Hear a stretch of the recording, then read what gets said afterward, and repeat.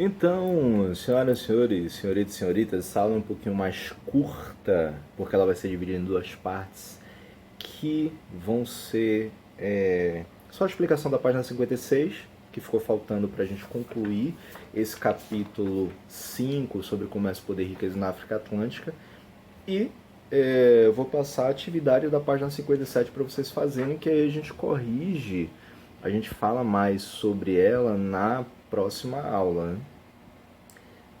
E aí, peraí que tá muito claro aqui e tal.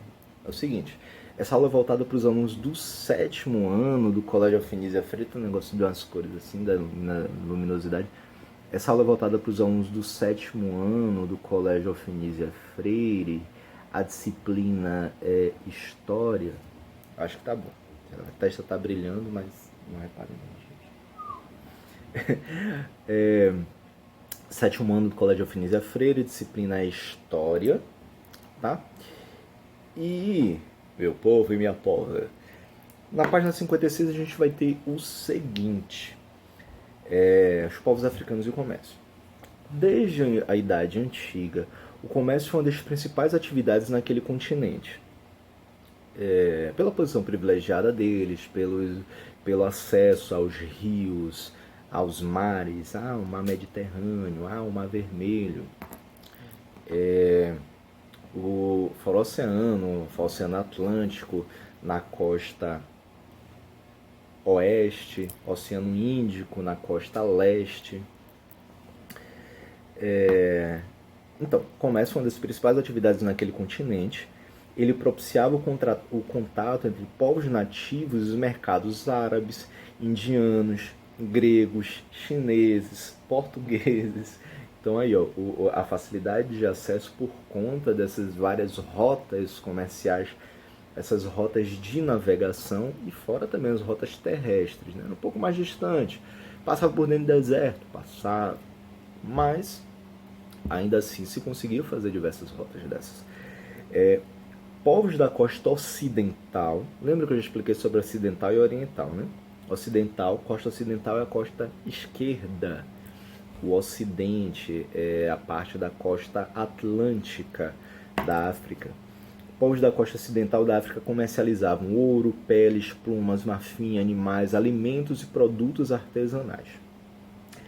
Essas mercadorias chegavam ao mar Mediterrâneo em canoas e caravanas de camelos ou burros. Esse comércio exigia investimentos na compra, no transporte e na revenda de mercadorias, proporcionando grandes lucros e formando um grupo de poderosos comerciantes. Todo o desenvolvimento dessas cidades, o desenvolvimento dessas regiões se dava por conta desse comércio, né? Então a necessidade de você desenvolver novas rotas comerciais, você construir, você fazer novas rotas comerciais, a necessidade de você ter bons equipamentos de transporte que consigam carregar mais mercadorias e tudo. Então isso acabava tendo necessidade de um investimento forte, mas em compensação o retorno, o lucro, o retorno financeiro acabava sendo bom, né? Então cada vez mais se crescia essa ideia do comércio, né? O comércio entre cidades próximas era feito em feiras. A gente vê muito isso, até hoje acontecendo. Nas quais trocava-se ouro, tecido, enxadas e sal. E a participação das mulheres nessas negociações locais acabavam sendo mais intensas. As mulheres, elas participavam mais dessas feiras locais e aos homens cabia esses comércios em que se precisava fazer mais viagens. No início do século XV, estabeleceu-se o comércio entre a Europa e a África. Os navios europeus traziam produtos variados, oferecidos como presentes aos chefes locais. Tecidos finos, bebidas, chapéus, cavalos, armas. Vocês veem que essa parte mais do povo africano e comércio, eu não vou explicar tanto assim, porque ele é mais voltado a falar sobre quais produtos, né, eram comercializados e onde se comercializava isso. Mas o importante é a parte da escravidão praticada na África, que a gente vai falar logo depois. Peraí. Construíram-se fortalezas no litoral africano, que serviam de entrepostos comerciais. Para ancorar nos portos, as embarcações estrangeiras pagavam taxas ao governo europeu e aos chefes africanos que dominavam os territórios. Aí, claro, toda a zona portuária, independente de você encontrar na África, na Europa, na América, na Ásia, você vai ter a necessidade de um controle defensivo militar. Então, essa construção de fortalezas acabava sendo necessário para evitar a invasão de outros povos por via marítima. Então, eles precisavam se proteger. E essas fortalezas elas acabavam também funcionando como entrepostos comerciais. O que é que significa entrepostos comerciais? Locais de passagem dessas embarcações. A embarcação ia para o norte da África. Só que aí ela passava, ela saía da Ásia, digamos assim, aí ela precisava contornar o Cabo da Boa Esperança tal, e ir até o norte da África. Acabava sendo um caminho muito longo. Então, de vez em quando, ela precisava parar em alguns portos, como se fossem portos secundários, para poder reabastecer de alimentação, por exemplo, dos tripulantes. Ou então, eles aproveitavam essas paradas para poder comercializar parte de sua produção. Digamos que a maior parte vai ser comercializada com a galera de lá do norte da África. Porém, tem outros produtos que eles precisam também para eles, e eles fazem essas trocas dentro desses entrepostos, dentro desses comércios secundários. E aí, claro, cada local que eles passam, eles precisam pagar as taxas, né? Pagar impostos. E aí eles pagavam aos governos europeus que dominavam parte desses portos, parte desses locais, e também a chefes africanos que dominavam os territórios, né? Muitos desses chefes africanos que tinham acordos com os países europeus para que fosse uma dupla tributação, né? Então, eles recebiam apoio dos países europeus e, ao mesmo tempo, eles tinham um domínio, uma certa autonomia política administrativa dentro do seu território. Então, eu acabei cortando o vídeo aqui sem querer. Então, a escravidão praticada na África. Desde tempos longínquos... Espera que eu vou tentar melhorar um pouquinho a iluminação aqui. Ficou muito claro agora. Desde tempos longínquos... Pronto, muito escuro. Desde tempos longínquos, a escravidão era adotada em diversas culturas africanas.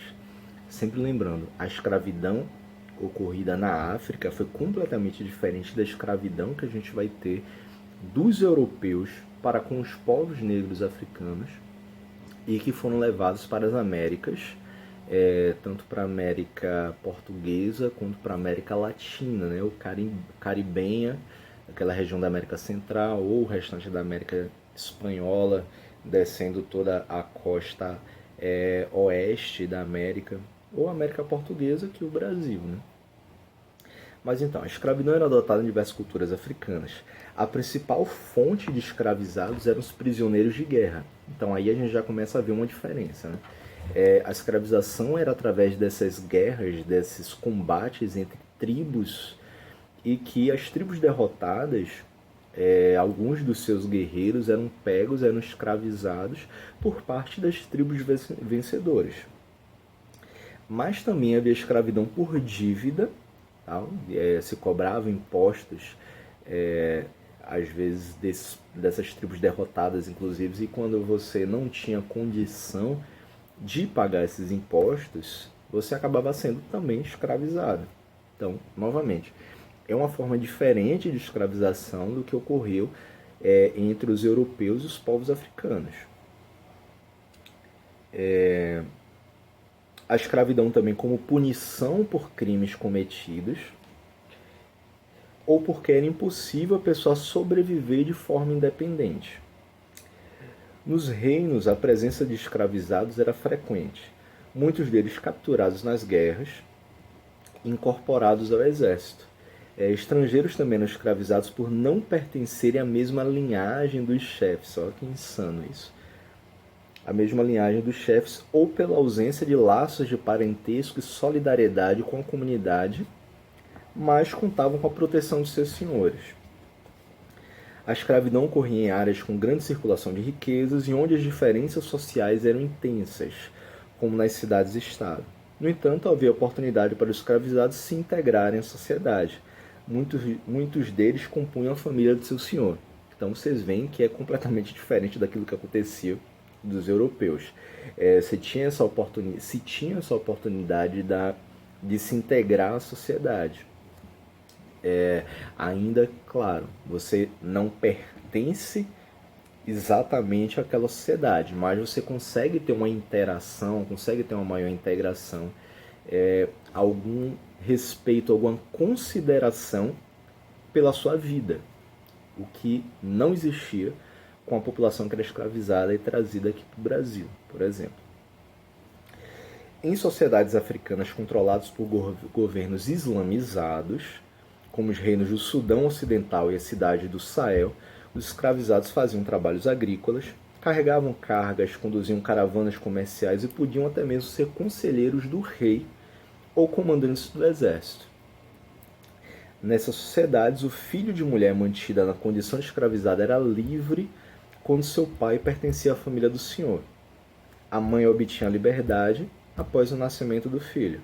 Era comum os senhores libertassem escravos que lhe prestassem bons serviços. Então, vocês veem qual era a diferença, né?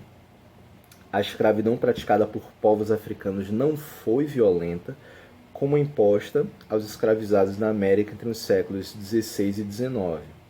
Além disso, a produção econômica dos povos africanos não era baseada em mão de obra escrava, né?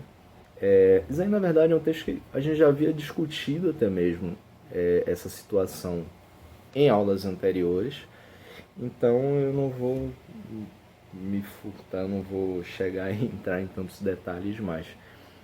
Então, por isso que eu falei, essa aula é rapidinha mesmo, foi só pra gente finalizar essa página 56 e junto com ela vai ficar a atividade aí pra vocês da página 57, beleza? Mas vai estar identificado aí pra vocês. Valeu, galera! É só isso, beleza? Valeu, tchau!